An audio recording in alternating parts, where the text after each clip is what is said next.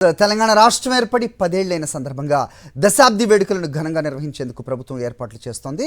కాసేపట్లో గన్ పార్క్లోని అమరవీరుల స్తూపం వద్ద నివాళులర్పించనున్న సీఎం రేవంత్ రెడ్డి ఆ తర్వాత పరేడ్ గ్రౌండ్లో జరిగే వేడుకల్లో పాల్గొంటారు.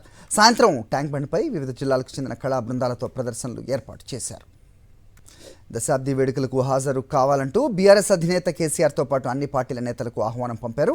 అయితే ఉద్యమాన్ని అవమానిస్తూ ఉత్సవాలు చేస్తున్నారంటూ కేసీఆర్ సీఎం రేవంత్ రెడ్డికి లేఖ పంపారు. దానికి కౌంటర్ ఇచ్చిన రేవంత్ కేసీఆర్కు ఉద్యమం అన్నా అమరులన్నా గౌరవం లేదన్నారు. మరోవైపు ఒకరోజు ముందుగానే ఉత్సవాలు ప్రారంభించిన బీఆర్ఎస్ హైదరాబాద్లో క్యాండిల్ ర్యాలీ నిర్వహించింది.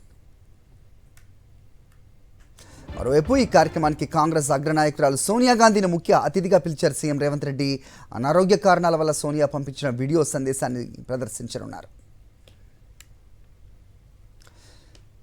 ఇదే అంశంపై అప్డేట్స్ మా కరెస్పాండెంట్ శేఖర్ అందిస్తారు. శేఖర్, చెప్పండి. సో ఇక్కడ పోటాపోటీగా జరుగుతున్నాయి. క్యాండిల్ ర్యాలీ నిర్వహించింది బీఆర్ఎస్. ఇది అమరవీరుల స్ఫూర్తికి విరుద్ధంగా అంటూ. మరోవైపు సోనియా గాంధీ అనారోగ్య రీత్యా రావట్లేదు అనేది కూడా అర్థమవుతోంది. ఏం జరుగుతుంది? అప్డేట్ చెప్పండి.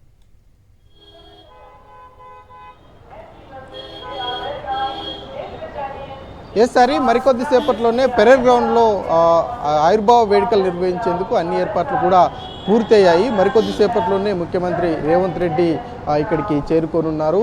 ఉదయం 9:30 గంటల ప్రాంతంలో గన్ పార్కుకు ముఖ్యమంత్రి రేవంత్ రెడ్డి చేరుకొని అక్కడ అమరవీరుల స్తూపానికి నివాళులు అర్పిస్తారు. దాని తర్వాత ఇక్కడ పెరేడ్ గ్రౌండ్కి చేరుకుంటారు. పెరేడ్ గ్రౌండ్లో జాతీయ పతాక ఆవిష్కరణ, అట్లాగే పెరేడ్కి సంబంధించి అన్ని మార్షల్స్ ఆధ్వర్యంలో పెరేడ్ ఉంటుంది. అమరవీరుల కుటుంబాలను ఇక్కడికి పిలవడం జరిగింది. అట్లాగే వీవీఐపీలను కూడా పిలిచారు. ఎమ్మెల్యేలు, మంత్రులందరికీ కూడా ఆహ్వానాలు ఉన్నాయి. సామాన్య ప్రజల ఆధ్వర్యంలో 20,000 మంది కూర్చునే విధంగా ఏర్పాట్లు పెరేడ్ గ్రౌండ్లో చేశారు. తెలంగాణ రాష్ట్రం ఏర్పడి 10 సంవత్సరాలు అయినటువంటి నేపథ్యంలో రాష్ట్రంలో పెద్ద ఎత్తున సంబరాలు చేసే విధంగా ప్రభుత్వం ఏర్పాటు చేస్తూ ఉంది. ఉదయం ఇక్కడ పెరేడ్ గ్రౌండ్లో అధికారిక కార్యక్రమాలు ఉంటాయి. ముఖ్యమంత్రి రేవంత్ రెడ్డి సందేశం ఉంటుంది. దానికంటే ముందు ఇక్కడ మాజీ ముఖ్యమంత్రి కేసీఆర్కు అట్లాగే మిగతా రాజకీయ పార్టీలన్నిటికీ కూడా ఆహ్వానం పంపారు. కానీ ఎవరు వస్తారు ఎవరు రారా అన్నటువంటి అంశం మీద ఇంకా క్లారిటీ రావాల్సి ఉంది. కానీ మాజీ ముఖ్యమంత్రి కేసీఆర్ మాత్రం ఈ వేడుకలను మేము బహిష్కరిస్తున్నామంటూ ముఖ్యమంత్రి రేవంత్ రెడ్డికి లేఖ రాసినటువంటి పరిస్థితులు ఉన్నాయని చెప్పుకోవాలి. ఇక సోనియా గాంధీని ముఖ్య అతిథిగా పిలిచారు. కానీ అనారోగ్య కారణాల వల్ల ఆమె రాలేకపోతున్నారు. వీడియో సందేశం ఇస్తారు అన్నది మాత్రం షెడ్యూల్లో ఉంది. ఇక 5 నెలల పాలనలో డిసెంబర్ 7వ తేదీ నుంచి నిన్నటి వరకు కాంగ్రెస్ ప్రభుత్వం వచ్చిన తర్వాత ఎలాంటి కార్యక్రమాలు చేసింది, ఏ పథకాలు అమలు చేసింది, ఏ నిర్ణయాలు తీసుకుంది అన్నటువంటి అంశాలు, ప్రభుత్వం ద్వారా ప్రజలకు ఎంత మేరకు లబ్ధి చెందింది అన్నటువంటి విషయం మీద 20 నుంచి 25 నిమిషాల పాటు సందేశం ఉండే విధంగా ముఖ్యమంత్రి రేవంత్ రెడ్డి ప్రసంగం ఉంటుంది అన్నట్లుగా తెలుస్తూ ఉంది. ఇప్పటికే ఎమ్మెల్యేలు, మంత్రులు వాళ్ళంతా కూడా పెరేడ్ గ్రౌండ్కు చేరుకుంటా ఉన్నారు. ఇక గన్ పార్క్ దగ్గర ఏర్పాట్లు కూడా చేశారు. ముఖ్యమంత్రి రేవంత్ రెడ్డి మరికొద్దిసేపట్లోనే అక్కడికి చేరుకుంటారు. ఇది మార్నింగ్ సంబంధించినటువంటి సెషన్. ఇక సాయంత్రంకు సెషన్ కూడా ఉంది. అక్కడ ట్యాంక్ బండ్ మీద 80 స్టాళ్లతోటి ప్రత్యేకంగా అంగరంగ వైభవంగా ఏర్పాటు చేశారు.